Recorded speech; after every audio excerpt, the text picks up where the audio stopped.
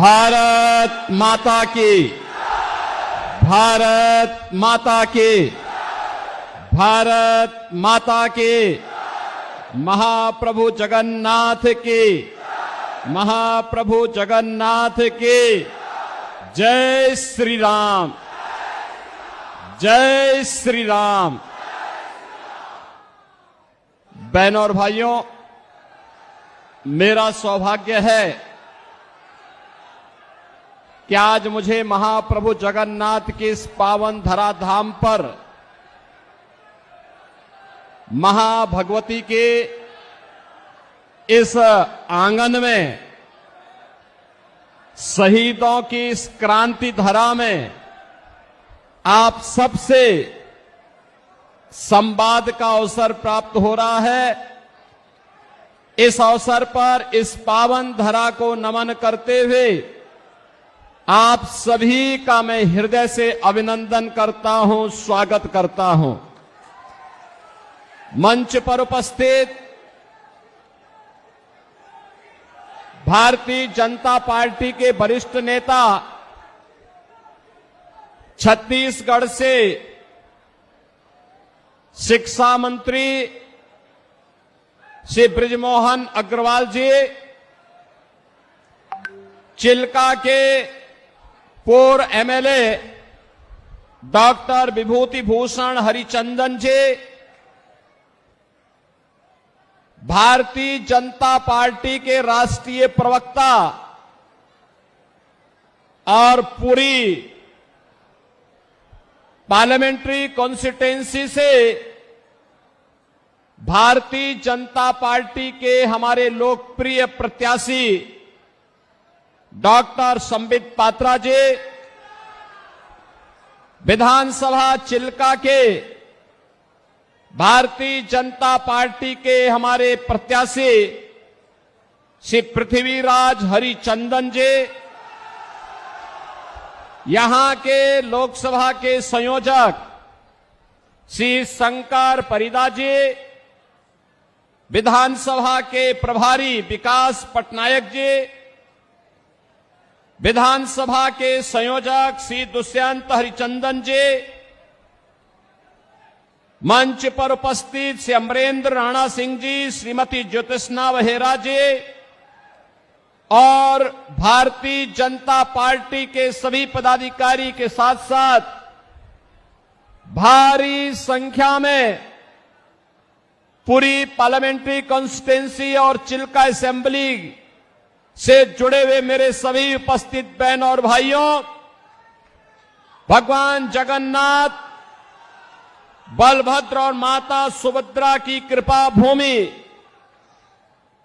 को कोटि कोटि नमन करते हुए मां भगवती के श्री चरणों में नमन करता हूं। आप सबका मैं हृदय से अभिनंदन करता हूं।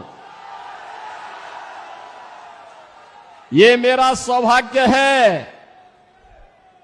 कि मैं मर्यादा पुरुषोत्तम प्रभु श्री राम की पावन धरा अयोध्या से, लीलाधारी भगवान श्री कृष्ण की पावन धरा मथुरा से आप सबका अभिनंदन करने के लिए आपके बीच में मैं आज यहां पर आया हूं। मैं सबसे पहले धन्यवाद दूंगा भारतीय जनता पार्टी के अपने प्रत्याशी डॉक्टर संबित पात्रा को, जिन्होंने पूरी किस पावन धरा पर मुझे आने का अवसर दिया। बहनों और भाइयों, पूरी हम सनातन धर्मावलंबियों के लिए एक पावन नगरी है। प्रारंभ से ही सप्तपुरियों में से एक हमारी जगन्नाथपुरी है और भगवान आदि शंकराचार्य ने भी जो 4 पीठ स्थापित किए हैं उनमें से पुरी एक है। पुरी के बगैर भारत की सनातन परंपरा की कल्पना भी नहीं की जा सकती है। और इसीलिए जब मैं यहां आया हूं तो मां भगवती के श्री चरणों में यही प्रार्थना करने के लिए आया हूं कि आपको भी, हम सबको भी इतनी ताकत दे, इतनी ताकत दे कि हम लोग डबल इंजन सरकार उड़ीसा के अंदर ला करके लैंड माफिया, सैंड माफिया, यहां के फॉरेस्ट माफिया, यहां के कैटल माफिया, इन सब को भी यूपी के बुलडोजर की तरह यहां पर भी उसका रास्ता बनाने का काम कर सके। बहनों और भाइयों, आज आपने देखा होगा जब सरकार बीजेपी की बनती है और नरेंद्र मोदी जी जैसा नेतृत्व मिलता है तो फिर आपको लगता होगा कैसे परिवर्तन आता है।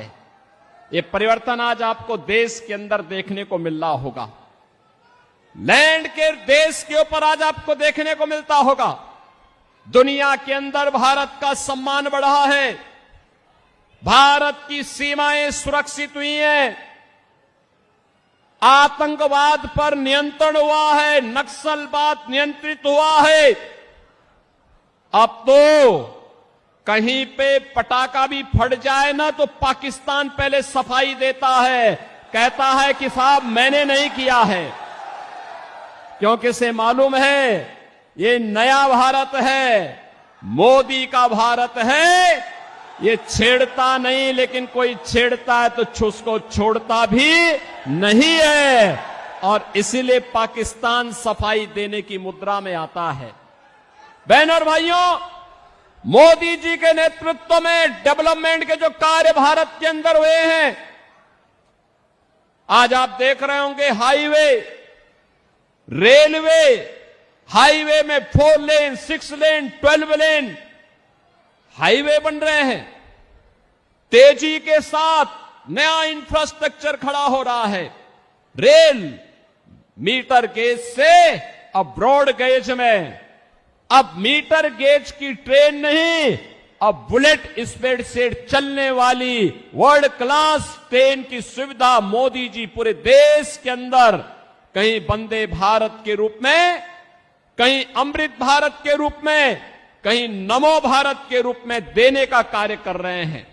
IIT, IIM, triple IT, NIT, AIIMS, world class university, और बहनों और भाइयों, हर घर नल की योजना के माध्यम से शुद्ध पेयजल की आपूर्ति पूरे देश के अंदर उपलब्ध करवाने की बड़ी कार्य योजना को भी मोदी जी ने लागू किया है। गरीब कल्याणकारी योजनाओं को लेकर के जब डबल इंजन की सरकार होती है तो कितना लाभ मिलता है। आज इसका लाभ उत्तर प्रदेश जैसे राज्य लेते हैं। देश के अंदर 80 करोड़ लोगों को फ्री में राशन की सुविधा मोदी जी पिछले 4 वर्ष से उपलब्ध करवा रहे हैं और अगले 5 वर्ष तक उपलब्ध करवाएंगे। लेकिन उड़ीसा में यहां की सरकार, नवीन पटनायक की सरकार, नौकरशाहों से ऐसी घिरी हुई है कि वह फ्री में राशन की सुविधा को भी अपने नाम से भुनाने का काम करती है।